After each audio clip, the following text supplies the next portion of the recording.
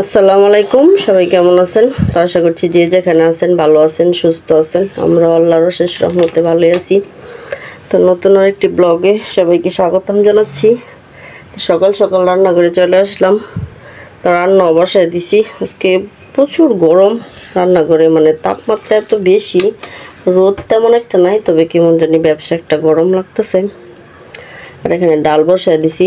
ডালটা আমার ফুটেও গেছে। কয়েকটা কাঁচামরিচ আর রসুন আর পেঁয়াজ দিয়ে দিলাম, তো বাগার দিব ডালটা।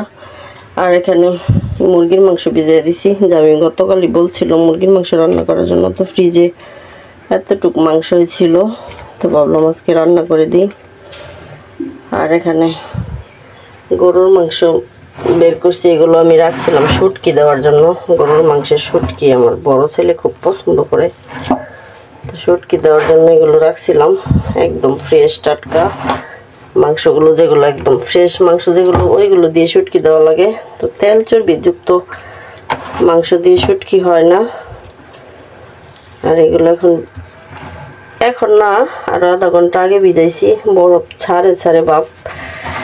তো এগুলো আর একটু ভিজিয়ে রাখতে হবে। বরফ ছাড়লে আমি এগুলো একটু হলুদ আর মরিচ দিয়ে সিদ্ধ করে, মানে একটু ভাপ দিয়ে আর কি রোদে ছাদের মধ্যে দিয়ে দিব। তো ডালটা আমার হয়ে যাক, ডালটা আমি এখন বাগার দিয়ে দিব। ডালটা অনেকক্ষণ আগে বসায় দিছিলাম, কারেন্ট নাই, কিছুক্ষণ আগে কারেন্ট চলে গেছে। তো গরমের মাত্রা এতটাই বেশি, রান্নাঘরে প্রচুর গরম। তো ডালটা আমার হয়ে গেছে, এখন বাগার দিব। এটা আমি গুঁড়া দিই নাই, বোনা টাইপের ডাল হবে। আর একটু গাঢ় হোক, তারপর বাগার দিয়ে দিব।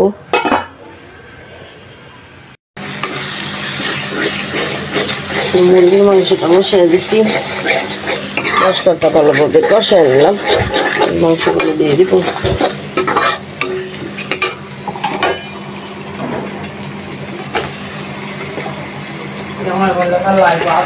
মুরগিটা অনেক শক্ত, একদম কষে আস্তে আস্তে রান্না করতে হবে।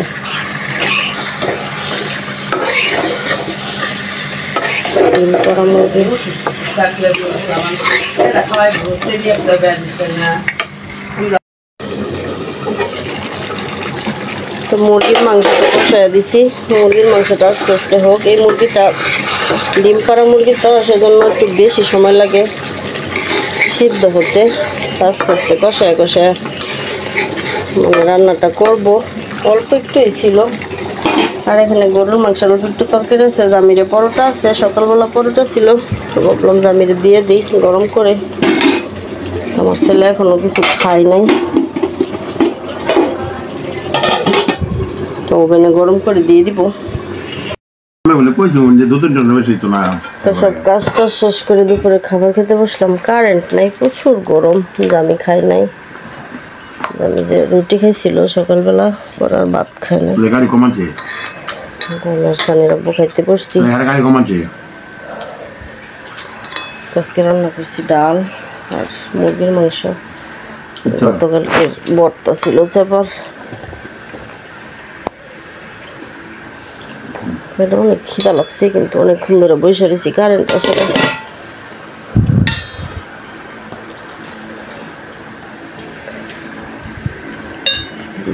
মূলা শাক ছিল।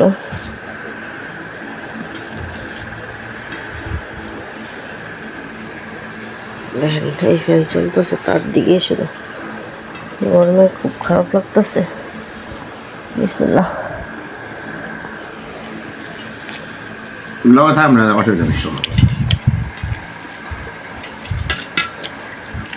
ডালটা রান্না করলে খুবই মজা হয়, বেশি পাতলাও না গাঢ় না, মিডিয়াম সাইজের। খাওয়া দাওয়া শেষ করি গরমের মধ্যে।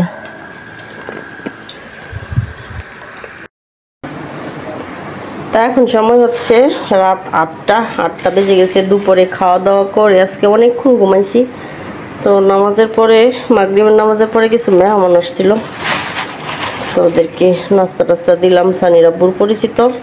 তো দুপুরবেলায় সানির আব্বু আমগুলো নিয়ে আসছিল, কাঁচা পাকা, মনে হইতেছে ভালোই হবে। এই আমগুলো কিন্তু প্রচুর মিষ্টি, আর কাঁচা পাকার সাথে মিক্সড করা, জামির জন্য কিছু কাটবো, জামির জন্যই মূলত নিয়ে আসা হয়েছে। জামির আব্বু বলতেছে জামি বাসায় আসছে, তো এই 2টা কাটি আর এগুলো ফ্রিজে রেখে দিব। জামি নাও, হাই জামি, ভিতরে করতেছি না, খাও। তোমার লাগে তো আমি কাটছি, আমি আর তোমার আব্বু তো প্রত্যেক দিনই খাই বাসা বয়ে বেয়ে, তুমি তো খাও না। খাও। প্রচুর মিষ্টি।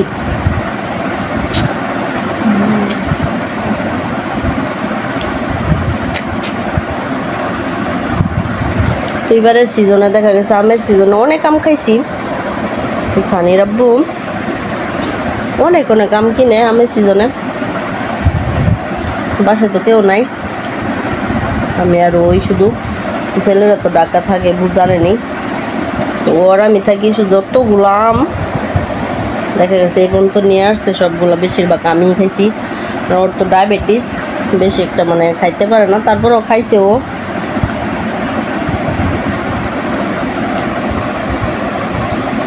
তবে আম আমার খুবই প্রিয় একটা ফল, আমার সব সময় আম খেতে ভালো লাগে। আমার ছেলেরা এতটা পছন্দ করে না, তবে আমার খুবই পছন্দ। তো আজকে আবার মাংসের শুটকি দিলাম, শুটকিগুলো দেখা গেছে আগামীকালকে আপনাদের সাথে শেয়ার করব কিভাবে দিছি। তো সবাই ভালো থাকবেন, আজকের মতো এই পর্যন্তই বিদায় নিচ্ছি, আল্লাহ হাফেজ।